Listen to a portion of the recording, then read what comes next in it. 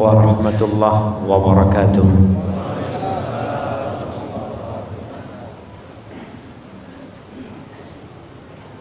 Alhamdulillah alladzi hadana li hadza wa ma kunna linahtadiya laula an hadanallah. Segala puji bagi Allah Jalla Jalaluh yang telah memberikan hidayahnya kepada kita. Nikmat hidayah ini jamaah tiap hari kita pinta. Bahkan sholat seorang hamba tidak sah tanpa dia meminta hidayah kepada Allah, tanpa dia mengatakan ihdinas siratal mustaqim, tunjukkan kepada kami ya Allah jalan yang lurus. Kalau bukan Allah yang memberikan hidayah, nggak mungkin kita bisa tegak berdiri, sholat, ruku, sujud kepada ilahi. Nggak mungkin. Maka hendaklah seorang hamba mensyukuri nikmat yang Allah berikan. Selain nikmat harta, nikmat kesehatan, nikmat yang lebih utama untuk disyukuri adalah nikmat hidayah. Allahumma salli wa sallim ala sayyidina Muhammadin wa ala alihi wa ashabihi ajma'in. Ya Allah, semoga salawatmu, semoga salam berkah dan nikmatmu senantiasa engkau curahkan untuk hamba kekasihmu, untuk baginda Nabi kita Muhammad sallallahu alaihi wasallam, untuk keluarga beliau, untuk istri-istri beliau, untuk putra-putri beliau, dan untuk seluruh sahabat Nabi. Semoga Allah meridhai kita bersama mereka. Amma ba'd. Jamaah rahimakumullah, apa tema kita hari ini? Sengsara di dunia hal biasa. Benar, hal biasa jamaah. Ada yang beranggapan itu luar biasa, sehingga kita melihat sebagian orang tatkala sengsara ada yang lompat dari gedung yang tinggi untuk mengakhiri hidupnya. Ada yang mengambil pisau kemudian dia menyayat nadinya untuk mengakhiri hidupnya. Ada yang merampok, ada yang mencuri, ada yang korupsi, karena mereka berpikir sengsara di dunia ini luar biasa. Padahal kalau kita lihat dengan kacamata siapa saja, mau kacamata orang Islam atau orang kafir, mereka semua sepakat kalau dunia ini tidak selama-lamanya. Terbukti orang paling sukses mati, pejabat-pejabat yang baru menjabat gak lama mati. Kita lihat presiden kita yang pertama, kemana dia sekarang? Lagi di mana? Mati. Diganti Pak Harto yang menjabat 32 tahun, kemana beliau? Mati. Oleh karena itu Rasulullah sallallahu alaihi wasallam pernah mendapatkan wasiat dari Jibril. Jibril ngasih wasiat kepada Nabi alaihi salatu wasallam. Bagaimana kita memandang dunia ini? Kata Jibril, ya Muhammad,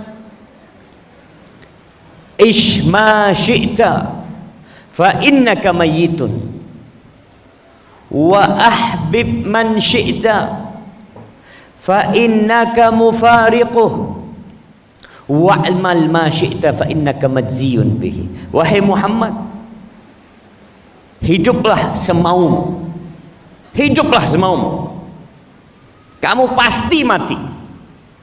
pasti mati. Mau hidup sengsara, mau hidup gembira, pasti mati. Jangan dipikir kalau orang susah hidupnya umurnya pendek, jemaah.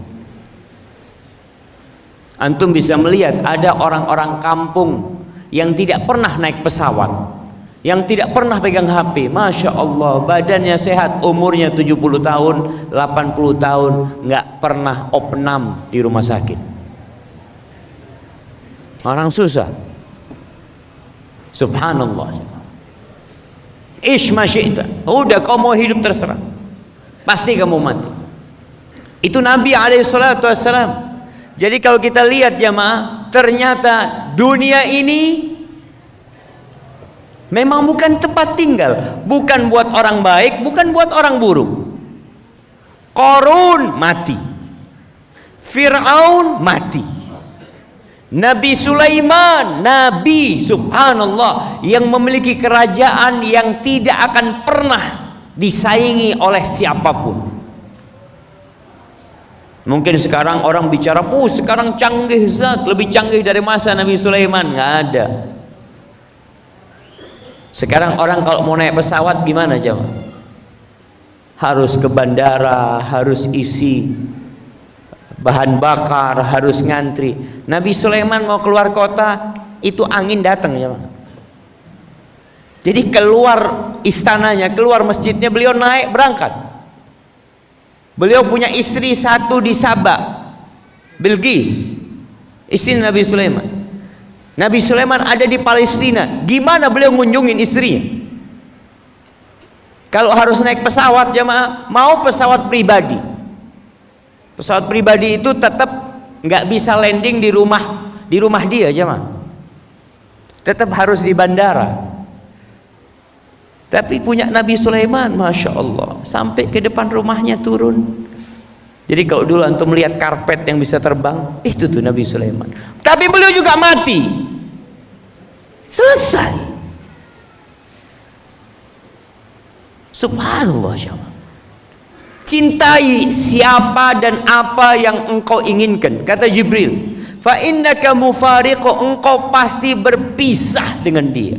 Pasti. Karena memang nggak ada yang kekal dan abadi. Kullu man 'alaiha fan wa yabqa wajhu rabbika dzul jalali wal ikram. Semua yang di atasnya fana, yang tetap dan abadi hanya Allah Jalla Jalaluhu.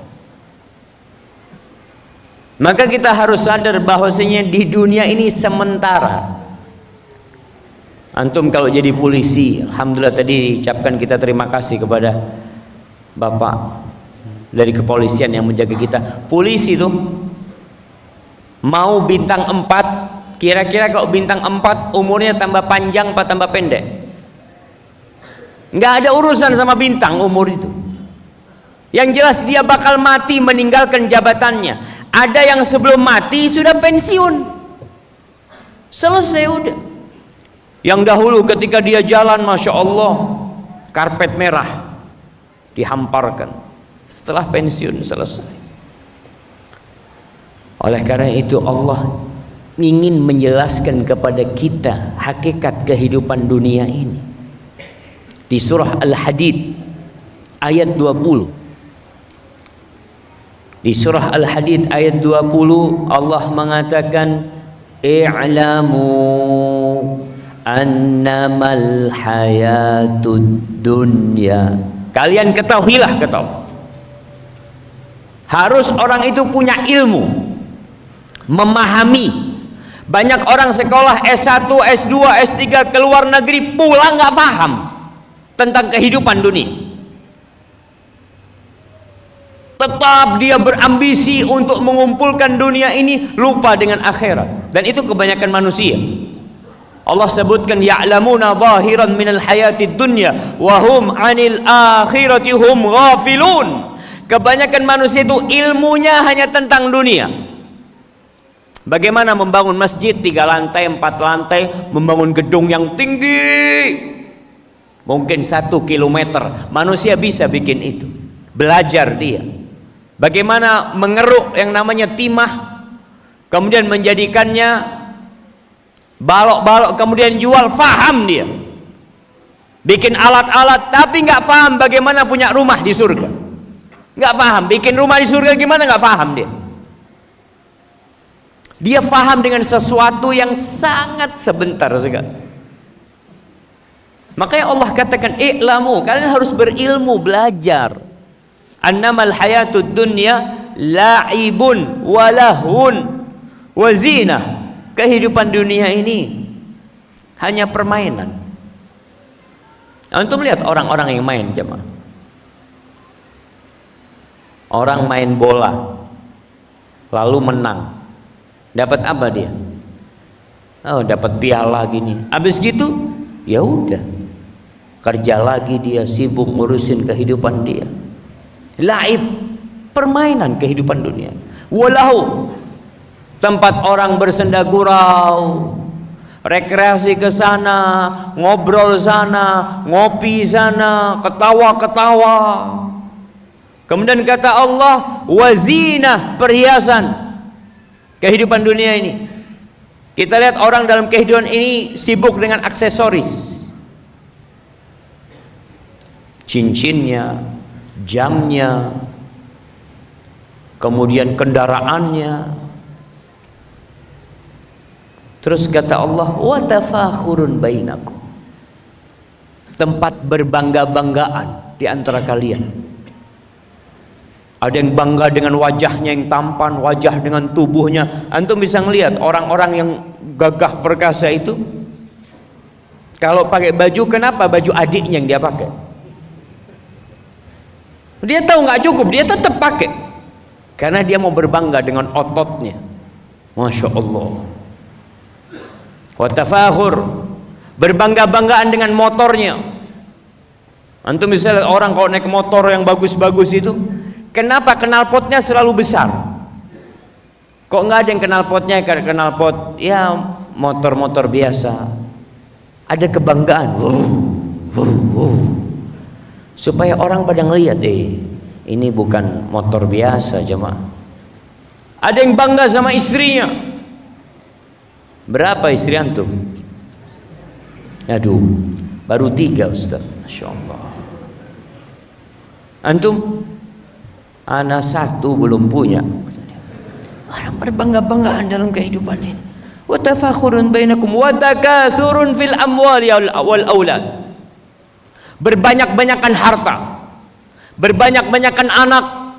Itu yang terjadi, kita lihat dalam kehidupan ini.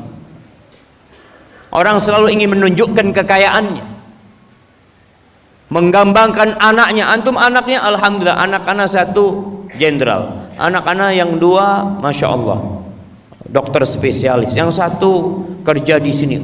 Bangga dia. Nggak ada ketaatan dalam cerita tadi itu, nggak ada pikir sholat, ikut kajian. Kenapa? Karena ketaatan itu akhirat, bukan dunia. Ketaatan itu urusan akhirat. Oleh karena itu, kata Nabi kita Muhammad sallallahu alaihi wasallam, ad-dunya mal'unah, mal'unun ma fiha. Dunia ini terlaknat, terkutuk, jemaah. Dan yang hidup semua di dunia itu terlaknat, semuanya. Subhanallah. Masa tidak ada pengecualian, Ustaz? Ada. Illa zikrullah wa ma walah, kecuali zikrullah, mengingat Allah. Ketaatan-ketaatan yang bersambung untuk mendekatkan diri kepada Allah. Wa alimun au muta'allim.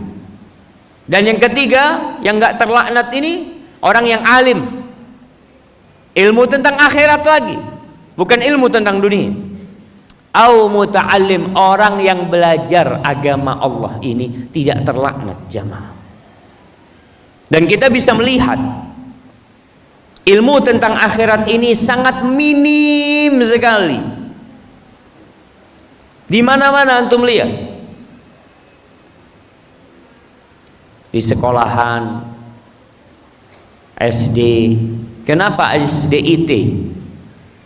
Karena ingin ada tambahan ilmu agama. Tapi kalau hanya SD saja, anak itu akan belajar agama 2 jam selama 6 tahun. SMP 2 jam. Kok cuma 2 jam, Ustaz? Sisa jamnya belajar apa? Dunia. Bahkan ada yang beranggapan bahwasanya aduh nggak penting lah ilmu agama. Subhanallah, untuk kehidupan yang abadi, yang kekal selama-lamanya engkau katakan tidak penting. Orang hanya mementingkan yang 70 tahun. Subhanallah. Maka kata Allah Jalla Jalaluh, kehidupan dunia ini kamathali ghaithin a'jabal kuffara nabatu thumma yahiju fatarahu musfarran thumma yakunu hutaman. Kehidupan ini seperti air hujan. Kehidupan dunia. Antum lihat petani.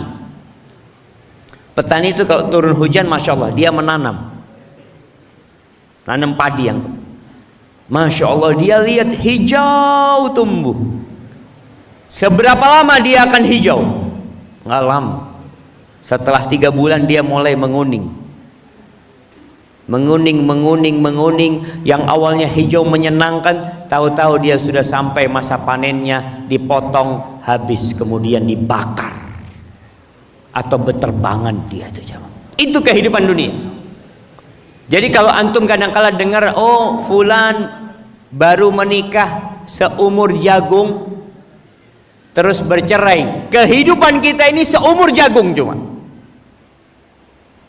Jadi kalau kemarin kita ke Palu, di sana kita membangunkan tim-tim dari Roja TV ya, Radio Roja, Peduli Roja, dan dari STD, dari As-Sunnah. Di sana membangun huntara. Apa huntara? Hunian sementara. Pertanyaannya, apakah rumah-rumah yang pakai tembok itu rumah untuk selama-lamanya atau huntara?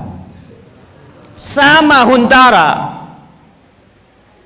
Jadi orang kadang-kala salah berpikir, mengatakan oh itu huntara, hunian sementara. Kalau rumah antum selamanya antum akan hidup di sana. Ya enggak juga, sama sementara. Lalu kenapa kita sibuk menghiasi rumah kita padahal kita pasti meninggalkannya? Pernah melihat orang ngontrak rumah, kemudian rumahnya sama dia direnovasi, masya Allah, dipasangin AC, dicat macam-macam. Ditanya, antum ngontrak rumah ini berapa lama? 1 tahun saya. Terus kenapa direnovasi? Ya itu karena saya nggak pinter. Kalau pinter saya nggak akan renovasi. Tapi dia karena banyak orang bodoh menghadapi dunia ini jemaah. Hanya 1 tahun sibuk memperbagus rumahnya yang dia yakin akan ditinggal. Setelah 1 tahun nggak akan diperpanjang kontraknya. Terus AC antum ya sudah ditinggal. Terus yang antum cat keramik diganti marmer semuanya, gimana? Antum tinggal? Ya ditinggal. Itu orang pinter apa nggak pinter jemaah? Ya mah, ya kurang pinter sebenarnya.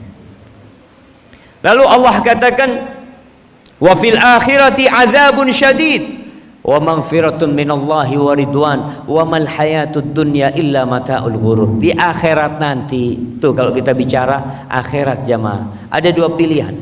Ada azab yang pedih buat orang-orang yang tidak taat dan patuh kepada aturan Allah. Yang tidak taat dan patuh kepada aturan Allah. Antum bisa lihat orang yang taat dan patuh kepada aturan perusahaan, itu jabatannya naik apa enggak? Mau naik. Ada orang yang masya Allah jam kerja jam 7, jam 7 kurang seperempat dia sudah ada di kantor. Pulang jam 4 sore, dia baru pulang jam 5. Kira-kira bosnya cinta enggak sama dia? Masya Allah nih orang. Tapi kalau dia masuk jam 7 baru jadwal masuk jam 7, dia baru datang ke kantor jam 9, berapa lama dia kerja di sana? Kasih SP1, SP2, pecat setelah itu. Maka Allah sebutkan di akhirat nanti ada azab yang pedih. Wa maghfiratum minallah wa ridwan, dan ada ampunan dari Allah serta keridhaan Allah. Kehidupan dunia ini hanya kenikmatan yang menipu. Nih yang sekarang umurnya masih 20 tahun, lambat laun antum akan semakin menua seperti jagung. Tahu-tahu sudah waktunya dipanen. A'maru ummati, kata Nabi SAW, umur umatku itu baina sittin wa sab'in, antara 60 sampai 70. Yang umur 70 di sini anak kasih hadiah 70 jamaah. 70 berapa Pak? Masya Allah, kasih hadiah beliau. Ini orang langka jamaah. Karena kata Nabi SAW, wa aqalluhum man yajuzu dzalik, sedikit yang lewat 70, sedikit. Jadi kalau orang umur 70 lewat, aduh, dia sisa-sisa masa Belanda masih hidup. Kenapa Rasul sallallahu alaihi wasallam menjelaskan hal itu? Agar kita sadar, khususnya yang umur 40 tahun, dia tuh sudah masuk ke masa panen, sudah siap dipanen. Jadi jamaah, seperti itu kehidupan dunia. Sehingga Rasulullah sallallahu alaihi wasallam menjelaskan kehidupan akhirat. Udah, kehidupan dunia kita lihat, kita bandingkan dengan kehidupan akhirat sekarang. Dalam hadis Anas bin Malik radhiyallahu taala anhu yang diriwayatkan Imam Muslim, Rasulullah sallallahu alaihi wasallam bercerita, yu'ta bi an'ami ahli dunya min ahli nar yaumal qiyamah, akan didatangkan pada hari kiamat orang yang paling nikmat hidupnya di dunia. Ingat, orang yang paling senang hidupnya di dunia, tapi dia penghuni neraka, orang kafir. Jangan ditanya tentang kehidupan dia, harta dia, istri dia, anak-anak dia, rumah dia, Masya Allah, makanan selalu ada di meja makan dia, tidak pernah merasakan kelaparan. Didatangkan dia, fayusbaghu finnari sabghah, lalu dia dicelupkan ke neraka.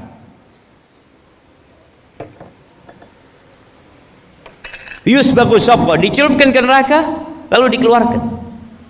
Nggak lama saja celupan itu masuk langsung keluar. Ini orang yang paling nikmat hidupnya di dunia.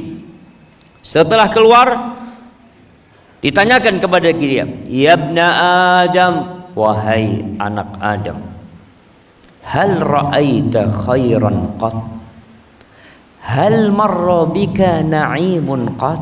Wahai anak Adam, apakah engkau pernah melihat kebaikan? Pernah engkau merasakan kenikmatan dalam hidupnya? Ini orang paling senang hidupnya di dunia jemaah.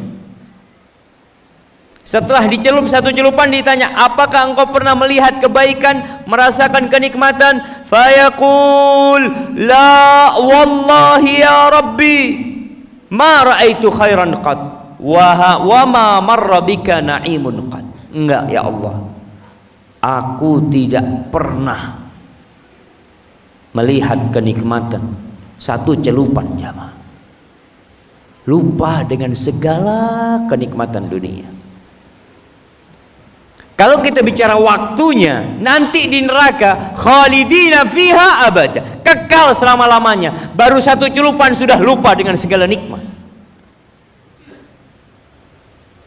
Sudah. Kemudian kata Nabi sallallahu alaihi wasallam, wa yu'ta bi asyaddin nasi bu'san fid dunya min ahlil jannah, akan didatangkan orang yang paling melarat hidupnya di dunia. Mungkin sehari makan, 2 hari gak makan. Mungkin dia cacat, mungkin dia orang yang dibuang oleh masyarakat, orang yang paling susah. Antum bisa bayangin orang yang paling susah hidupnya di dunia, itu didatangkan. Kita tahu kesusahan di dunia pun akan putus, mati, selesai. Akhirnya fayusbagu fil jannati sabghah, lalu dicelup, satu celupan di surga. Satu celupan. Orang paling susah hidup. Setelah itu ditanya dia, ya ibna Adam, hal ra'aita bu'san qat? Hal marra bika syiddatun qat?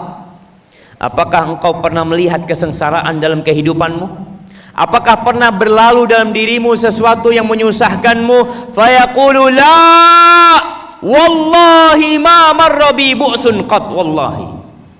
Dia mengatakan, demi Allah aku tidak pernah melihat, tidak pernah terlintas di diriku kesusahan sedikit pun. Itu baru satu celupan jamaah. Makanya kalau dikatakan rugi yang sebenarnya, itu bukan di dunia. Kalau antum dalam kehidupan dunia di penjara, berapa lama di penjara? Seumur hidup. Ya, setelah itu antum akan keluar. Kalau enggak jasad antum yang keluar tanpa ruh, antum akan dikeluarkan, ada amnesti, ada gerasi, ada macam-macam sehingga dia dikeluarkan. Itu dalam kehidupan dunia. Bahkan dalam kehidupan dunia kita bisa melihat orang-orang yang berduit seharusnya divonis selama 10 tahun jadi 2 tahun karena dia bisa sogok. Dia bisa bayar umpamanya. Antum bisa lihat kejadian penjara Sukamiskin sebelum penggerebekan, 2 pekan sebelum penggerebekan penjara Sukamiskin, sebelum ditangkap sipirnya itu, ana masuk ke sana, diundang untuk ngisi ceramah. Ana ngelihat, ya Allah, bagus banget penjaranya ini. Makanya disebut penjara wisata, disebut itu. Ada tanda tangan Pak Patrialis, waktu itu yang ngundang kita Pak Patrialis ya, hafizahullah ta'ala. Sampai sana hanya ngelihat orang lagi makan enak-enak, masya Allah ternyata di sini tadi. Sampai anak katakan, anak merasakan daging bebek. Waktu itu kita dikasih makan bebek goreng jamaah. Allah, di luar penjara nggak pernah anak merasakan yang enak kayak gitu jam. Dalam penjara bisa dapat. Terus antum mau milih masuk penjara apa enggak? Mungkin sebagai orang berpikir subhanallah. Kemudian ya sel-sel yang dikatakan di sana ada sel-sel mewah ini itu, ya akhirnya sipirnya ditangkap. Dapat bisa disogok. Tapi dalam kehidupan di akhirat nanti nggak ada. Antum mau bawa apa nanti ke sana? Innal ladzina kafaru wa matu wa hum kuffar falan yuqbala min ahadihim mil'ul ardi dhahaba walau iftada bih. Orang-orang kafir tuh yang mati dalam kondisi kafir, kemudian pada hari kiamat mereka itu kalau membawa sepenuh bumi ini emas, sepenuh bumi ini emas. Kalau di sini sipir disogok mobil, disogok rumah, disogok duit. Nanti pada hari akhir antum mau bawa sepenuh bumi ini isinya emas, bukan perak, bukan timah. Kita di sini timah nggak habis-habis bertahun-tahun dia mah dari masa Belanda. Itu kalau sepenuh bumi, bola bumi ini diserahkan 2 double untuk menebus 1 orang dari api neraka, nggak akan diterima. Dunia ini nggak ada artinya di sisi Allah Subhanahu wa ta'ala. Dan terbukti ketika terjadi tsunami, antum bisa lihat mobil-mobil mewah, rumah-rumah yang penuh dengan harta, bersama manusianya hancur lebur mati. Allah nggak peduli. Allah nggak peduli karena memang nggak ada nilainya di sisi Allah Subhanahu wa ta'ala dunia. Sehingga nggak bisa untuk nyogok, itu nggak bisa jangan. Jadi kalau kita melihat nilai dunia dengan kacamata yang benar, contohnya Rasul sallallahu alaihi wasallam mengatakan 2 rakaat sebelum subuh itu lebih baik daripada dunia dan isinya. Sekarang, nah, ana mau tanya, antum, ana kasih hadiah antum. Bisa berdiri? Berdiri antum. Insyaallah. Pegang hadiah, Masya Allah. Ana mau tanya sama antum, mana mic-nya?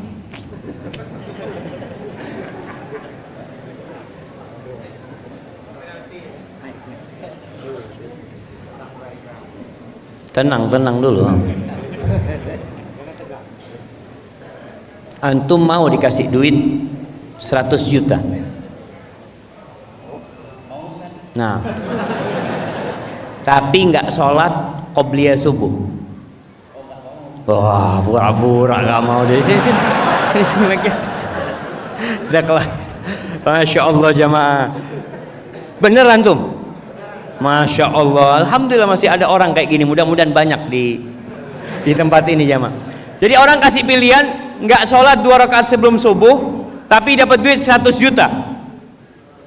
Milih mana antum jamaah? Kebanyakan antum yakin, ya 100 juta loh Ustaz, besok kan bisa qobliyah subuhnya Ustaz. Yang hari ini ketinggalan nggak apa-apa Ustaz. Yang besok yang penting sholat. Siapa yang menjamin umur antum sampai besok? Wallahi kebanyakan manusia kalau bicara nilai 100 juta sama 2 rakaat sebelum subuh, dia milih 100 juta.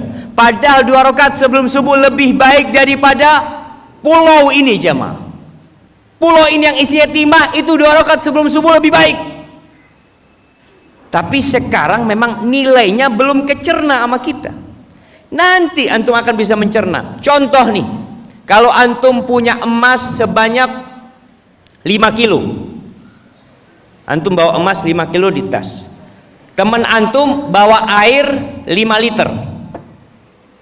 Pertanyaannya, lebih berharga mana? 5 kilo emas sama 5 liter air? Emas lah jemaah, air banyak. Tapi kondisinya antum di padang pasir. Supaya antum bisa mencerna akhirat sama dunia nih. Antum di padang pasir nih. Satu bawa 5 kilo emas, antum bawa 5 liter air. Sampai tengah jalan dia haus, antum haus. Antum haus, antum bisa minum. Dia cuma bisa ngelihat. Dia mau beli air sama emas, anda beli 1 liter 1 kilo emas, kata dia. Syukron. Enggak. Anda beli 1 liter 5 kilo emas, jazakallah khair, antum makan tuh emasnya, anda nggak butuh. Nggak ada nilainya sama sekali jemaah. Akhirnya ditinggal sama dia emas itu karena tidak berguna. Begitu pula kiranya kehidupan dunia dengan akhirat. Kalau antum membawa sebanyak-banyaknya bumi, isi bumi nggak akan diterima. Pada hari itu yang ada adalah amalan. Allah sebutkan di surah Al-Maidah ayat 37 tentang orang-orang nih yang di dalam neraka, yuriduna an yakhruju minan nar wa ma hum bi kharijina minha wa lahum adzabum muqim. Mereka ingin keluar dari api neraka, ingin keluar dari api neraka. Tapi apa kata Allah? Enggak bakalan mereka keluar. Enggak ada harapan keluar dari api neraka. Wa lahum adzabum muqim. Di sana mereka mendapatkan azab yang kekal bersama dia. Terus-terusan jemaah.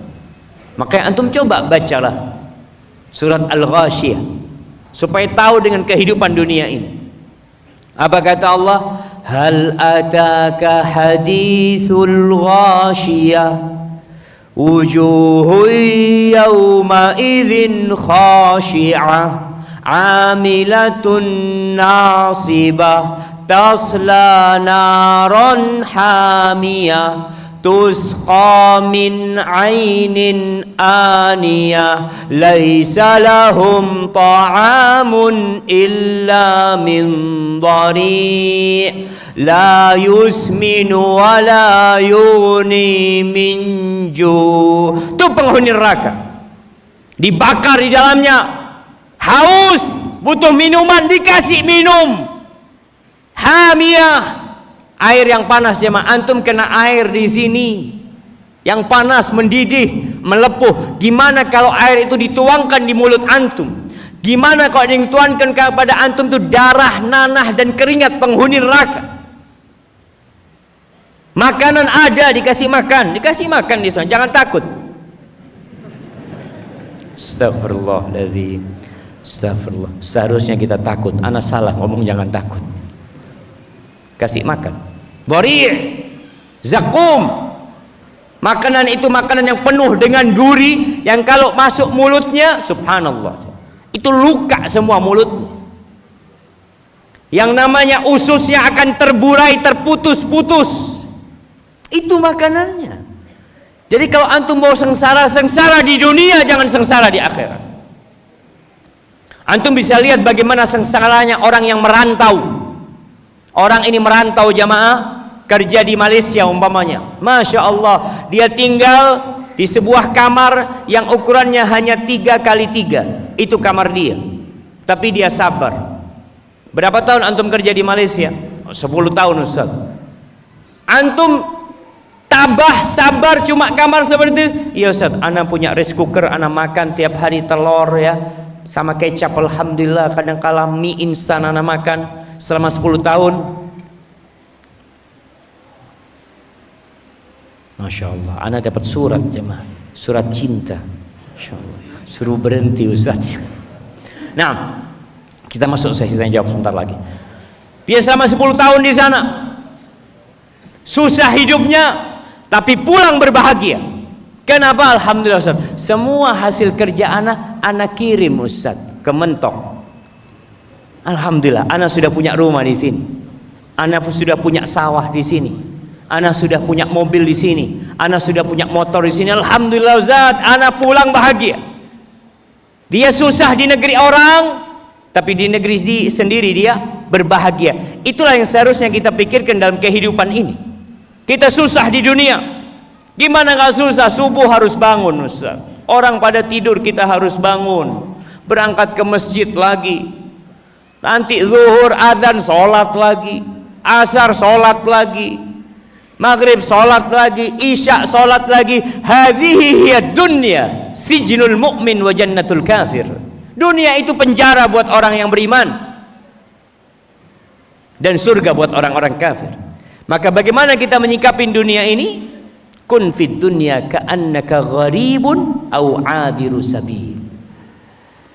Kata Nabi SAW, jadilah dalam kehidupan dunia ini seperti gharib. Gharib itu orang asing yang tinggal di satu kampung, bukan negerinya, kampung dia. Au 'abiru sabil, enggak. Tapi yang lebih baik engkau menjadi seperti orang yang sedang transit. Ana nih sekarang datang dari Jember. Ketika ana sampai sini, adakah bayangan di diri ana untuk punya rumah di Mentok? Ditulis tanah dijual, rumah dijual. Adakah keinginan di diri ana untuk beli rumah itu?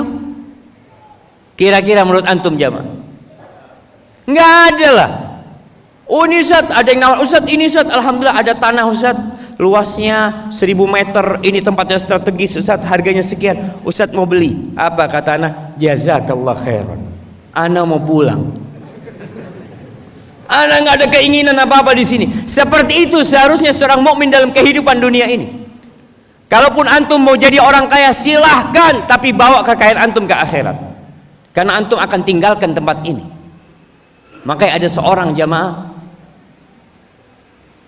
yang dia itu setiap membeli sesuatu selalu dua. Beli baju dua, belanja, uang belanja di rumahnya itu dua. Satu buat rumahnya, satu buat rumah anak-anak yatim. Sampai suatu saat bapaknya beli mobil dua, satu buat dia, satu diberikan kepada pesantren atau yayasan yatim piatu sana. Anak-anaknya protes, abah, kalau abah beli baju dua oke lah, beli uang belanja dua oke lah, tapi mobil lah buat anak-anaknya lah, masa buat apa? Buat yayasan tersebut. Apa katanya? Nah, bapakmu ini bukan hanya ingin naik mobil di dunia, bapak juga ingin naik mobil nanti di akhirat sana nak.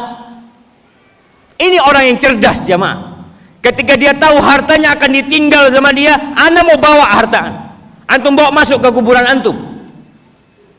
Sebelum mati tentunya antum bisa bawa. Dengan cara seperti itu, insya Allah antum akan berbahagia di dunia.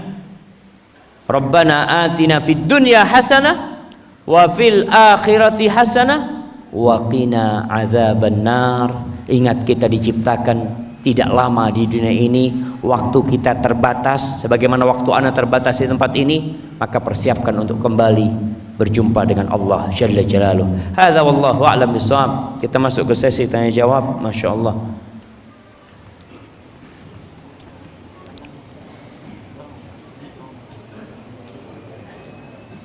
Nah, Ustaz izin bertanya. Semoga Allah menjaga antum. Tadi sholat zuhur dan asar jamak di masjid sebelumnya. Kemudian apakah di masjid ini sholat lagi atau bagaimana Ustaz? Iya jamaah, anjurannya kalau antum sudah sholat kemudian antum ada di masjid, ikut jamaah yang ada di masjid. Ustaz, kita sudah sholat asar. Iya, antum jatuhnya sholat asar yang kedua itu sunnah buat antum. Karena pernah Nabi Muhammad SAW sholat subuh di Mina kalau nggak salah. Setelah sholat subuh ada 2 orang yang nggak sholat, dibawa sama para sahabat sambil gemeter. Ini orang ditanya, kalian muslim nggak? Kata dia, muslim ya Rasulullah. Kenapa kau nggak ikut sholat? Kenapa kau nggak sholat? Kita sudah sholat tadi di tenda kami. Kita sudah sholat di sana tadi. Kata Nabi SAW, idza shallaituma, kalau kalian sudah sholat kemudian datang ke masjid dan di masjid sedang didirikan sholat, maka kalian ikut sholat. Karena anak terus terang tadi anak datang melihat pemandangan yang nggak nyaman. Yang di luar pada ngobrol, pada foto-foto macam-macam, yang di dalam sedang Allahu Akbar. Jadi jamaah, pesan nih buat yang nggak mau sholat lagi, ya antum di luar masjid, jangan ke masjid. Tapi kalau antum ada di masjid, ikut sholat, sehingga antum dapat pahala double dan tidak merusak pemandangan juga. Barakallahu fikum.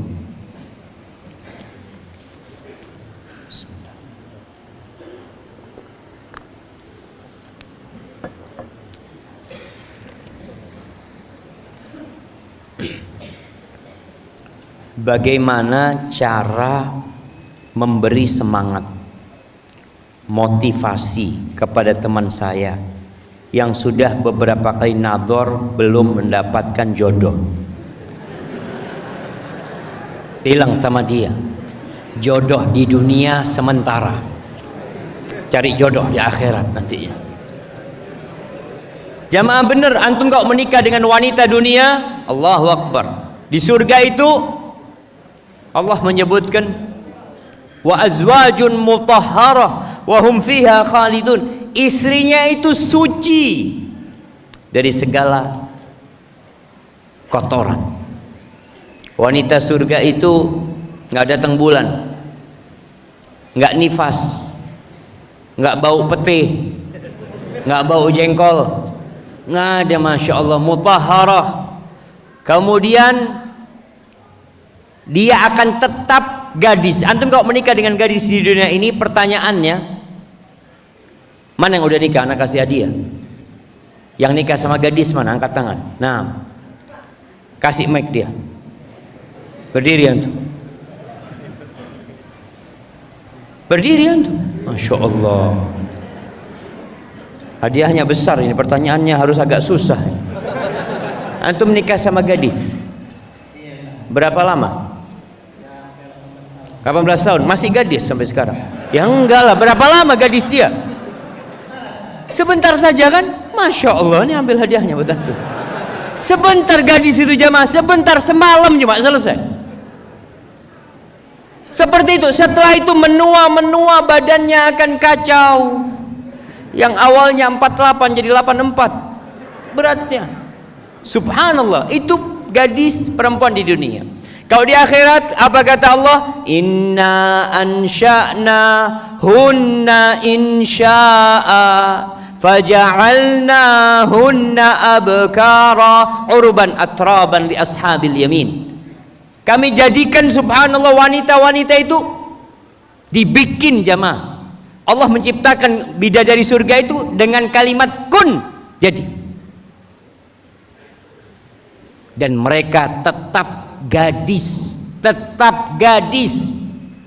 Hari ini antum dapat, besok ketemu gadis lagi, lusa gadis lagi, masya Allah. Maka kalau antum nggak dapat jodoh di dunia ini, berharap berjodoh di akhirat. Tapi semua ingin menikah karena sunnah Nabi Muhammad SAW. Silahkan cari. Tadi Anda sudah sampaikan, yang ingin menikah hendaklah tahu diri.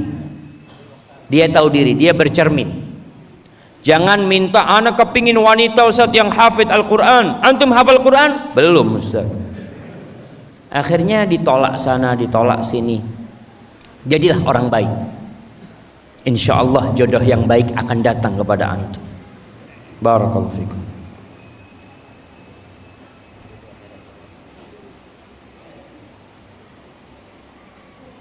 Ustaz, apa perbedaan jamak dan qasar? Apakah setiap sholat bisa dijamak dan diqasar? Jazakallah khairan. Jamak itu artinya mengumpulkan sholat. Qasar itu artinya memendekkan sholat. Jamak itu bisa dilakukan karena kondisi. Orang dalam kondisi hujan lebat, salat maghrib ke masjid, tahu-tahu hujan lebat, imam boleh menjamak sama isya tanpa qasar. Karena qasar ini kekhususan musafir, dan yang diqasar cuma sholat yang 4 rakaat. Karena anak pernah jamaah dulu waktu masih sekolah di Madinah, liburan, kita naik bus dari Jakarta ke Jember, 24 jam kita naik bus. Di jalan kita berhenti sholat maghrib isya. Ada orang yang mau sholat, kita ngomong jamaah mas, kata, iya sholat maghrib waktu itu qasar ya, anda ngomong iya, anda pikir 3-2 kan, maghribnya diqasar sama dia jemaah. Anda ngomong, bapak kok maghribnya 2 rakaat loh, tadi kan saya sudah sampaikan diqasar, kata dia. Pak, maghrib nggak bisa diqasar. Ah, kamu belum baca kitabnya. Ada di kitabnya itu, kata dia. Oh ya sudahlah, kita kalau debat kitab ini bisa salah sama mereka jemaah. Seperti itu. Ingat, yang diqasar itu hanya sholat yang 4 rakaat. Kemudian yang bisa dijamak itu zuhur sama asar, maghrib sama isya. Dan tidak harus dijamak qasar musafir. Kalau dia memang kondisinya sedang santai, ya udah dia qasar saja, nggak perlu dijamak. Zuhurnya 2 rakaat, asarnya 2 rakaat, isyanya 2 rakaat. Tapi kalau kondisinya enggak, Ustaz, anak dalam perjalanan dan capek mau dijamak, silahkan dijamak. Tapi kalau sholat bersama imam dan imamnya itu muqim, bukan musafir, maka antum harus ikut imam. Gimana Ustaz kalau masuk ke masjid imamnya sholat isya sedangkan kita sholat maghrib 3 sama 4? Apa yang harus dilakukan? Apakah dia sholat isya bersama imam baru setelahnya sholat maghrib, atau dia sholat maghrib bersama imam tapi imamnya 4 rakaat? Gimana solusinya? Yang pertama, ingat sholat itu harus tertib. Jadi jamak takhir itu artinya mengakhirkan waktu maghrib di waktu isya, bukan mengakhirkan sholat maghrib setelah isya. Sebagian ulama berpendapat mengatakan nggak sah. Ada yang mengatakan tidak sah kalau antum sholat maghrib setelah isya, karena tertibnya maghrib dulu baru isya. Maka gimana kalau imamnya sholat isya, antum masuk bersama imam niat sholat maghrib, tapi ketika imam di rakaat ketiga dia bangkit, antum duduk menunggu imam salam, salamnya bareng imam. Atau yang kedua, boleh niat mufaraqah, niat berpisah dari imam di rakaat ketiga. Karena kalau antum sholat maghrib 4 rakaat nggak sah sholat antum. Maghrib tetap 3 rakaat. Barakallahu fikum. Ustaz, ana saat ini merantau, dan bagaimana cara saya bisa berbakti kepada orang tua? Orang tua sudah tua dan anak-anaknya di luar daerah semuanya. apakah saya harus kembali dan merawat orang tua saya? Wallahi kalau orang tua antum sendirian, antum lebih baik balik. Kalau orang tua antum sendirian, artinya orang tua kita yang kafir saja Allah mengatakan wasahibhuma fid dunya ma'rufa. Sahibhuma, jadilah engkau sahabat mereka di dunia ini. Jadi hendaklah engkau mendampingi orang tuamu. Banyak teman-teman yang merantau selalu mengeluh ke Ustaz, orang tua ana masih jauh dari ilmu agama ya, masih belum taat ya, banyak tindakan-tindakan yang tidak sesuai dengan syariat. Ketika ditanya antum tinggal di mana? Ana di Jakarta, orang tua di kampung. Gimana antum akan bisa memberikan nasihat? Padahal perintah Allah dampingi keduanya. Wasahibhuma fid dunya ma'ruf. Jadi kalau antum bisa mendampingi orang tua antum, antum pulang. Tapi kalau ada yang mendampingi di sana, insya Allah nggak ada masalah. Tapi antum berbaktinya dengan sering pulang kampung, sering berbagi rezeki, dan minta izin. Anak-anak yang mau keluar kota, kadangkala dimutasi sama kantornya, dimutasi sama perusahaannya. Dia dipindah dari umpamanya dari Jember dipindah ke Mentok sini. Sebelum dia berangkat dia izin sama ibunya, ibu saya dimutasi. Boleh nggak ibu? Ibu ngomong nggak boleh. Jangan berangkat tentu. Gimana Ustaz, rezeki anak-anak berarti harus dipecat ini itu. Subhanallah. Ada seorang yang datang kepada Nabi Muhammad SAW minta izin untuk berjihad, mencari surga bukan cari dunia. Untuk berjihad fisabilillah. Ditanya, ibumu masih hidup? Masih hidup, pulang. Fafihima, bapak ibu masih hidup? Masih hidup. Fafihima fajahid. Kalau engkau mau berjihad, berjihad di rumah. Ada bapak ibu, ada surga di sana. Ada seorang yang datang dari Yaman berangkat ke Madinah, mau berhijrah, mau berkumpul sama Nabi Muhammad SAW. Ditanya, masih ada ibumu? Masih ada, pulang sana. Fa innal falzam rijlaiha fa innal jannata tham. Engkau tetap di kaki ibu, tetap di kaki ibu, di situ ada surga. Jangan kemana-mana. Maka tolong diperhatikan hal ini buat teman-teman yang merantau, tolong minta izin sama ibunya. Kalau ibunya berat, maka antum pulang.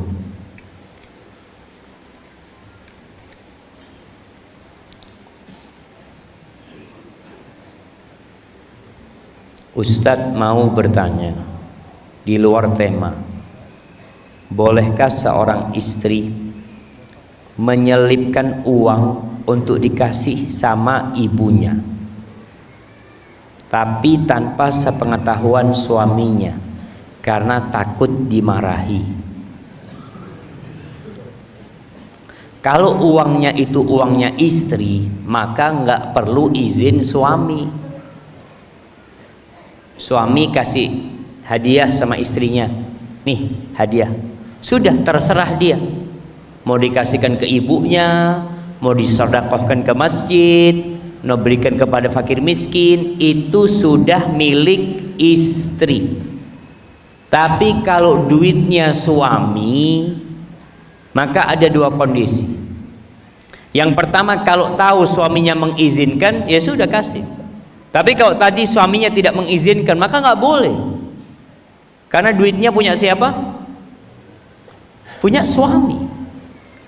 Ingat jamaah, duitnya istri punya istri, duitnya suami punya suami.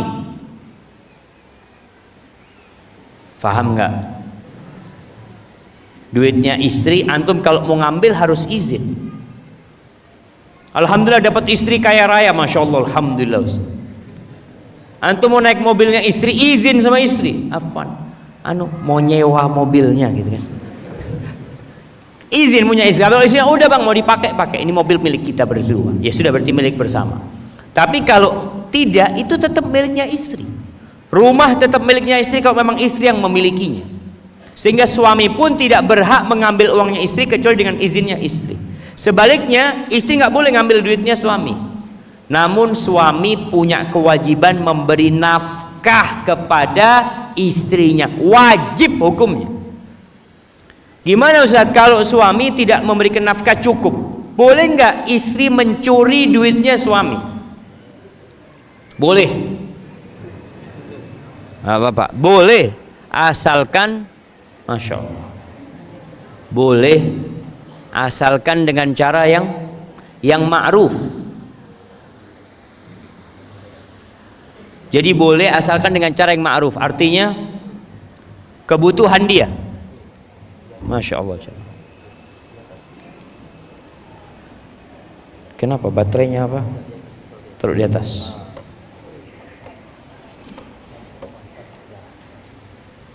Nah, jadi boleh asalkan dengan cara yang ma'ruf. Artinya dia ngambil duitnya suami untuk beli susu buat anak-anaknya.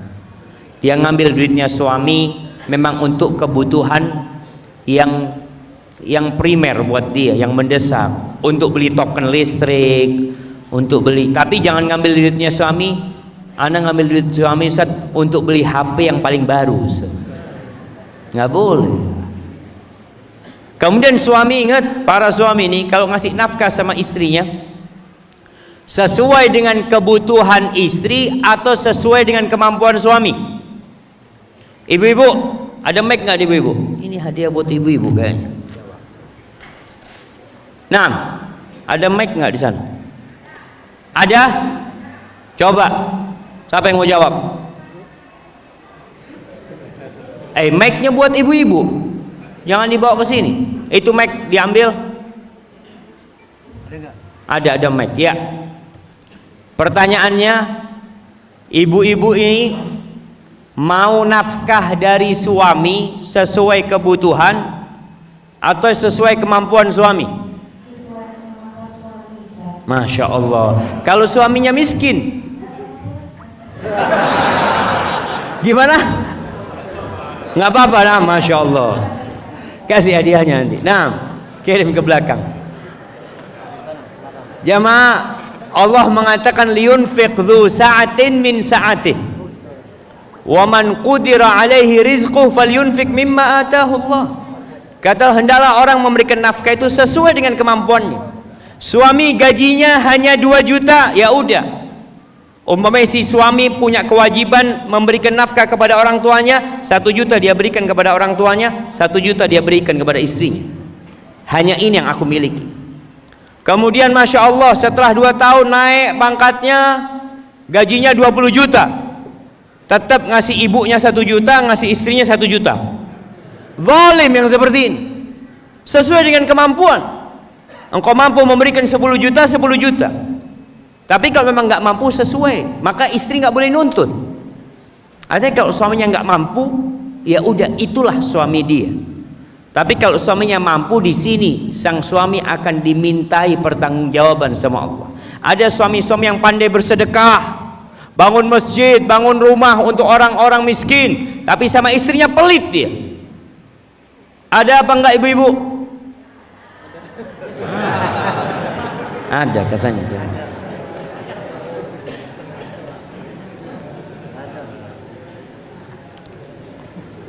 Ustadz, mohon doanya supaya saya bisa cepat pindah tugas ke bagian yang lain, karena di bagian tugas saya ini sering mencairkan uang kegiatan tetapi pelaksanaan tugasnya tidak dikerjakan dengan benar. Wallahi jamaah, banyak orang yang makan haram, ngasih makan istrinya haram, ngasih makan anaknya haram. Kenapa negeri kita ini banyak bocor, jamaah? Korupsi di mana-mana. Model kayak gini. Uang kegiatan 2 juta, Masya Allah. Yang untuk kegiatan 500, yang 1,5 juta buat makan bersama. Semoga Allah menyelamatkan negeri kita, menjaga negeri kita, memperbaiki negeri kita. Karena terus terang sedih kita melihat ketika kepala negara, bukan kepala negara, kepala daerah harus dipenjara KPK. Sekarang ini sudah mungkin hampir 40 kepala daerah yang dipenjara gara-gara makan uangnya rakyat. Maka ana doakan antum, semoga antum cepat pindah ke bagian lainnya.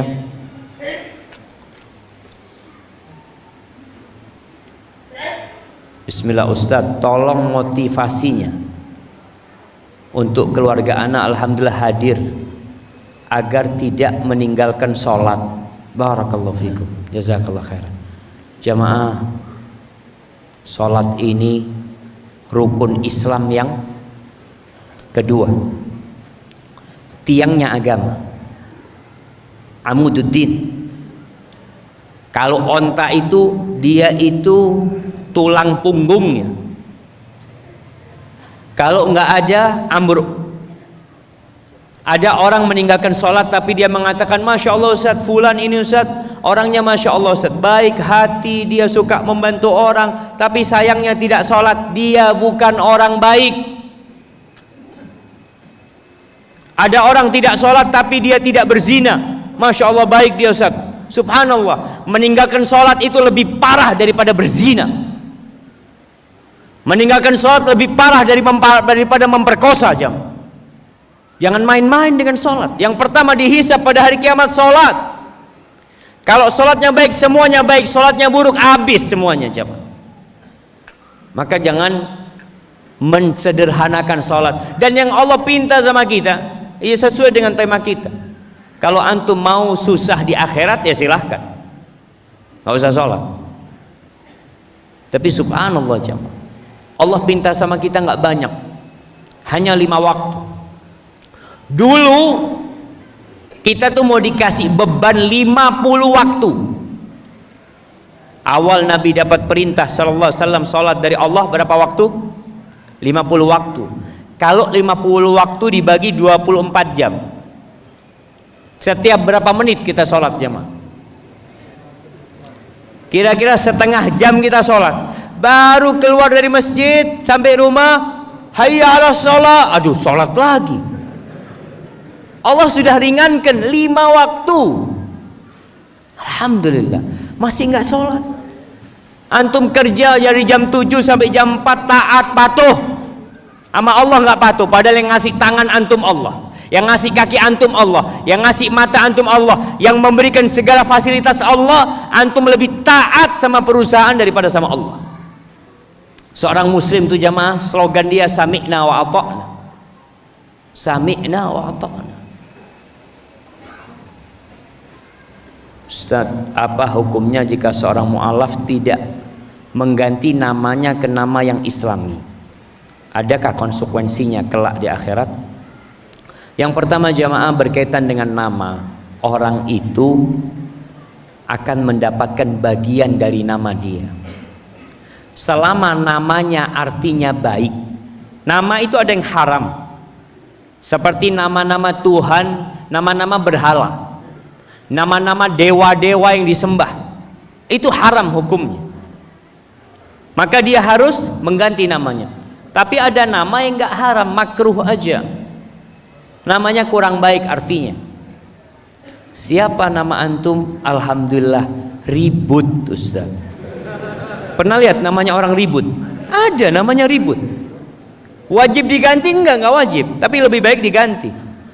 Jadi kalau antum hijrah, nama antum baik, tapi bahasa Indonesia atau bahasa Jawa, fadhol, nggak ada masalah, selama artinya baik dan tidak ada kaitan dengan dewa-dewa, sesembahan-sesembahan.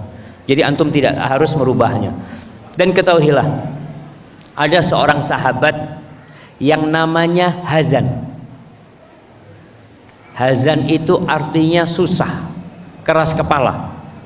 Dia datang kepada Nabi Muhammad SAW. Ditanya sama Nabi SAW, siapa namamu? Hazan. Lalu diganti sama Nabi, anta Sahal, namamu Sahal. Sahal itu artinya mudah. Oh, kata orang ini, enggak, aku enggak mau ganti nama pemberian orang tuaku, aku akan pakai nama ini. Oh ya sudah, kata Nabi. Nabi tidak memaksa dia. Cucunya Sa'id bin Musaib bin Hazan cerita, gara-gara kakek kita nggak mau dirubah namanya keras kepala, itu di rumah kita sampai hari ini ada. Maka kalau nama antum buruk, ganti namanya. Barakallahu fikum. Di Indonesia ini jamaah, berkaitan dengan nama, dulu banyak memberikan nama itu yang muslim pun dengan membuka Al-Quran, dia taruh tangannya. Kebanyakan Al-Quran dulu itu nggak ada terjemahannya. sehingga kadangkala dia taruh di lafal yang kurang tepat. Sampai ada teman kita punya nama Sahirun Alim, penyihir yang pinter. Itu cerita ketika Allah menceritakan Nabi Musa dengan Fir'aun. Ketika Fir'aun mengatakan datangkan tukang sihir yang pinter, dia katakan ini ada di Quran Ustaz. Ada, kata dia. Ya iya ada, setan pun ada dalam Quran. Ada setan. Ada seorang ustadz yang terkenal namanya minal khosirin, termasuk orang-orang yang merugi. Itu bapaknya ngelihat di Al-Quran minal khosirin. Ketika dia sudah belajar di pesantren, akhirnya dia ganti namanya, tambahi laisa minal khosirin, bukan termasuk orang-orang yang merugi. dia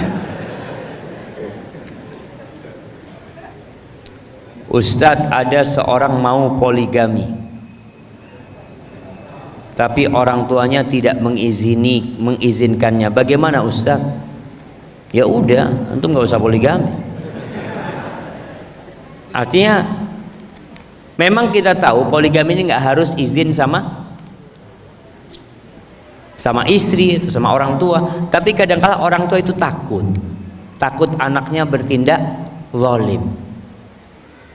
Jadi orang tua punya firasat, enggak nak, engkau kayaknya enggak mampu poligami. Karena Allah memberikan izin poligami itu bagi orang yang mampu berbuat adil. Fa in khiftum alla ta'dil. Kalau kalian khawatir enggak bisa berbuat adil, ada kekhawatiran, oh kayaknya anak enggak mampu, haram kita ketika itu kalau nikah. Karena kita akan melakukan kezaliman. Oh enggak Ustaz, anak coba Ustaz, anak coba dulu. Coba-coba ternyata antum zalim. Ada orang yang memang enggak bisa melakukan keadilan, dia dengan dua istrinya hatinya lebih, ya nanti lebih sayang kepada istri pertamanya sehingga menzalimi istri keduanya. Jadi tadi kalau orang tua antum tidak mengizinkan antum karena pertimbangan yang syar'i, maka nggak usah. Bahkan kalau orang tua antum nyuruh antum menyeraikan istri antum ceraikan istri antum. Istrinya satu nih, ibunya ngomong, nak, ibu nggak suka sama istrimu, ceraikan apa enggak jam. Ibu-ibu dengerin nih, Rasul sallallahu alaihi wasallam pernah bersabda ketika ada seorang tabi'in tanya kepada Abu Musa al-Asy'ari atau Abu Darda, ana lupa, Abu Darda mungkin. Dia datang mengatakan, ibuku nyuruh aku menceraikan istriku. Kata Abu Darda, sami'tu Rasulullah sallallahu alaihi wasallam yaqul, aku mendengar Rasulullah sallallahu alaihi wasallam bersabda, al-walidu awsatu abwabil jannah fa in syi'ta fa'adi dzalikal bab aw ihfadh. Ibu itu, orang tua itu adalah pintu surga yang paling indah. Maka terserah engkau. Kalau engkau mau menghilangkan pintu itu silahkan. Tapi kalau engkau mau jaga, engkau jaga pintu itu. Asalkan alasan ibu kita minta kita menceraikan sesuai dengan agama. Istrinya udah jarang sholat, nggak taat, tapi karena suaminya cinta ya, dia tetap mempertahankan istrinya. Nggak boleh, dia ceraikan istri. Nah, bagaimana hukumnya orang tua yang dikasih anaknya uang dari hasil kerja di bank, diterima atau tidak? Kalau orang tuanya tidak butuh, dia terima, dia berikan kepada orang. Tapi kalau orang tuanya butuh dengan duit itu, dia ambil, nggak ada masalah insyaallah, karena dia menerimanya sebagai sebuah pemberian, sebuah hadiah dari anak. Barakallahu fikum. Ustaz, saya mau tanya, bagaimana cara mendidik anak yang suka melawan orang tua, apalagi seorang ibu? Coba ibunya ini introspeksi diri.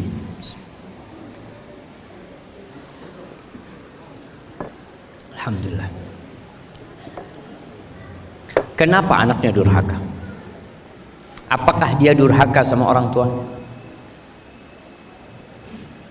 Karena ada pesan dari Umar bin Khattab agar kita berbakti kepada anak-anak kita, sehingga anak kita berbakti sama kita.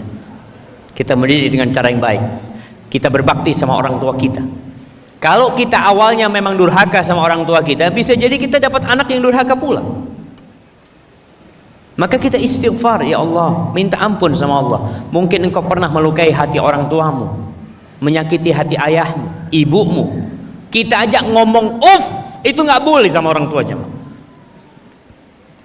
Maka yang pertama introspeksi diri. Setelah itu doakan anaknya. Mungkin dulu waktu bikin anak gak baca doa juga.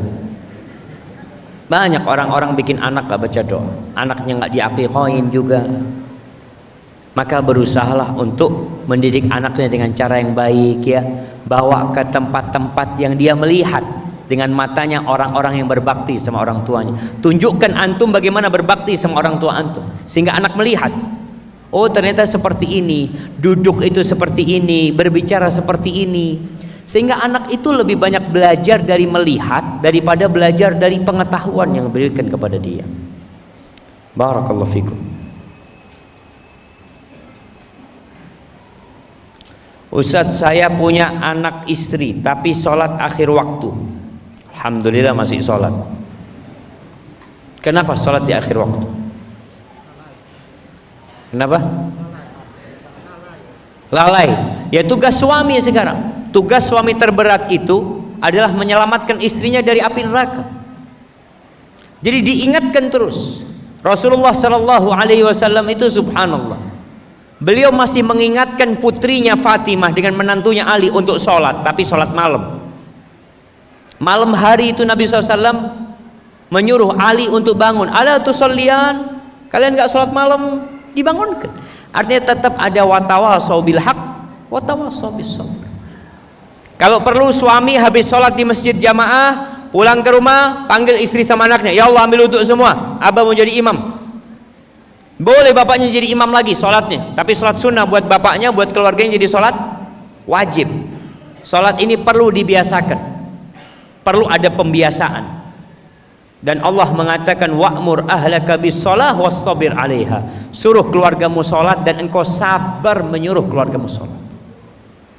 Jadi terus diingatkan. Kalau bapaknya kerja di luar, pas waktu zuhur ditelepon istrinya, istriku tolong sholat, tolong sholat, diajarin. Ketika nanti nggak taat, ada cara lain.